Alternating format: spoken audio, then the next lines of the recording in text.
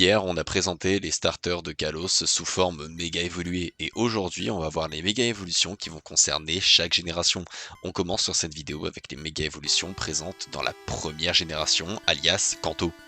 Je pense honnêtement que les méga évolutions vont surprendre car à l'époque, forcément, elles étaient axées sur la 1G avec Pokémon Let's Go et Pokémon Ruby Omega Saphir Alpha. On avait eu énormément de bons designs comme Méga Léviator, Méga Mewtwo, Méga Dracofeu, Méga Florizarre ou encore Méga Tortank. Le tirage donc des méga évolutions de cette génération est assez particulier, on en a 4 exactement, dont un seul auquel on pouvait réellement s'attendre. On commence avec Méga Mélodelph. Ce dernier reste dans des teintes roses avec d'énormes ailes sur les deux côtés qui virent au vert, des oreilles faisant référence à Snubbull et une espèce de béret sur la tête.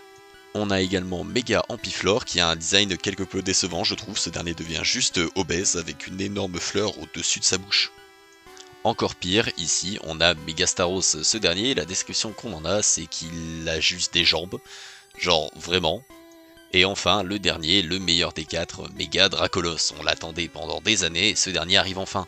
Il tient beaucoup plus de Draco avec des boules bleues au bout de sa queue et des ailes faisant référence aux oreilles de Draco. Perso j'adore le design, n'hésitez pas à me dire ce que vous en pensez dans les commentaires.